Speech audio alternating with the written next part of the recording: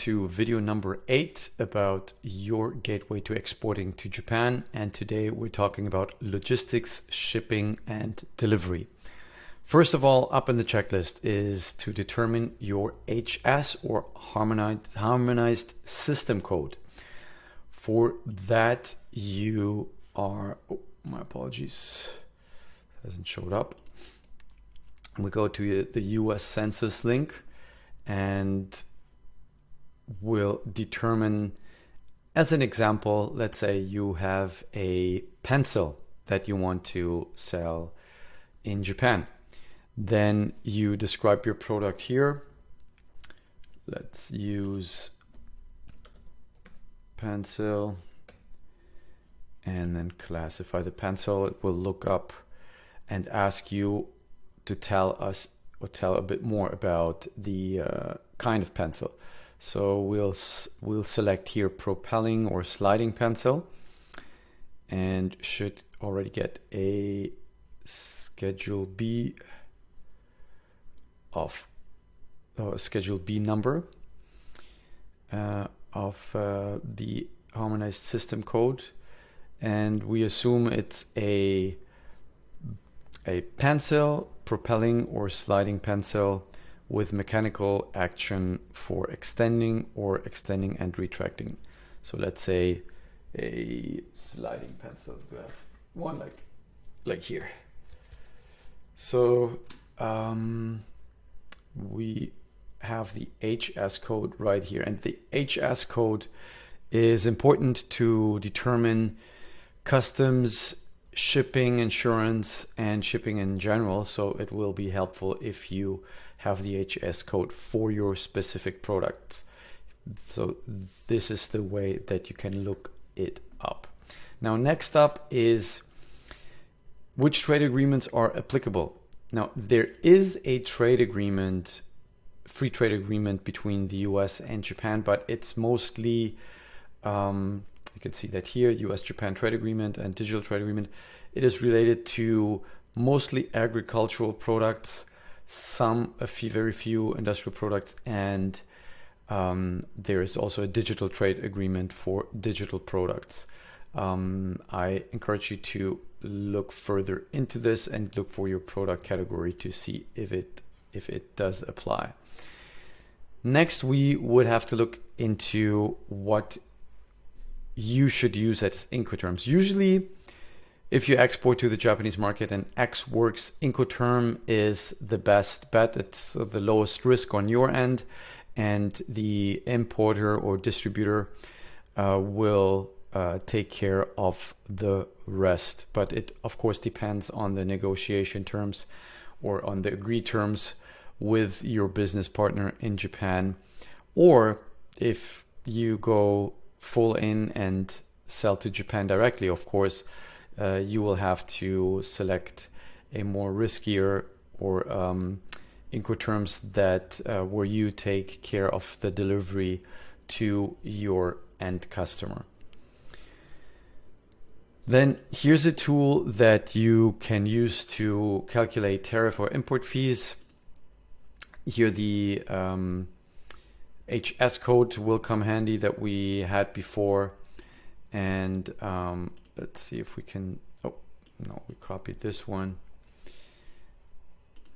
So let's do a quick calculation here. And say you're importing from United States in US dollars and importing to Japan and in Japanese yen. Let's say pencils plural. Product value, let's say it's $1,000, and in currency of origin, and we have, let's say 1,000, right? And you sell them, there's no cost insurance freight, but that's the default. This will include shipping insurance cost when calculating value on which duty and taxes will be calculated. If you do not wish to include these, so free on board would mean that you would deliver the products to the port, your closest port, and that you would take care of all the costs from your production facility or warehouse to the port where the vessel leaves for its destination to Japan. And let's say your shipping cost would be around 10%, so 100, and insurance cost would be 2%, so 20. And then you can, those are just assumptions, and then you can calculate the import duty and taxes. So let's say, my apologies. The product value would be, of course, for just one item, not the whole product. So the quantity already determines the amount based on the product value. So we will have to recalculate that again. Otherwise, it would be $100,000 and 100,000 pencils. Or sorry, that would be a bit too expensive. So importing a product classified with HS code 9608 and so on to Japan from US with a value of $1,000, the duty tax charges would be 6,002 and 96 Japanese yen. That's a rate of 5.4%. That's around $60. And the value added tax would be at 10%. So the total duty and tax charges would be 17,719.85 Japanese yen, which would be around 1,700. Oh, my apologies. No, $177. So not to be confused. That's not the product included. It's only the duty and tax charges, of course. So it's $177 to import pencils worth $1,000 US. Now, looking at it, the value of goods $1,000. Those are the two, the VAT, and so the total. This is in Japanese yen, so that would be around $1,400, including shipping, including insurance, for your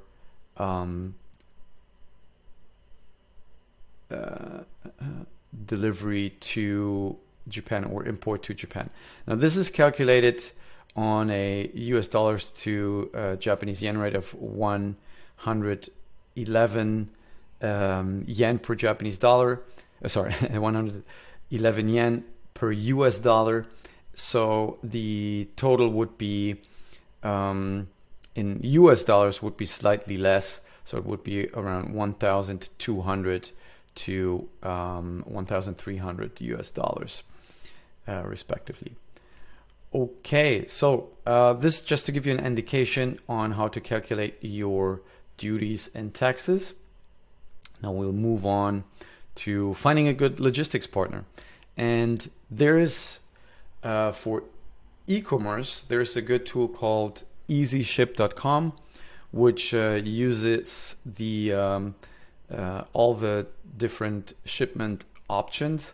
But of course, this might be useful as an initial shipment, or if you go directly to Japan. But if you work with a distributor, you should not worry about this too much. This is something that the distributor or importer will take care of. And so I gave you here a couple of options on international shipping companies that help you with Japan. But if you want to get started, I think easyship.com is a good starting point, and taking it from there to find better solutions, because it is certainly not the most affordable solution, sending with FedEx, UPS, and so on. Next, if shipping samples, you should consider to apply for an ATA carnet to facilitate duty-free import into Japan. And for that, you can go to this website and apply for carnet depending on how much your product is worth. So I recommend you to look into this as well. This should be helpful. And last but not least, there is a free trade zone in Japan, although it is only in Okinawa, so it's not located close to Tokyo. You would still have to fly things from Okinawa to Tokyo, which is a 2.5-hour flight, if I remember correctly. So this is something that you might want to consider if you have more products that you want to leave in a warehouse and you don't want them to be immediately go through duty and customs and pay the charges for that, as we have calculated before for our pencil example. So much about this. I am sure you have questions. Feel free to leave them in the comments below and I'll be happy to answer them. And in our next video, we will talk about how to get paid in Japan. So what is the best way for you to get paid? See you next time.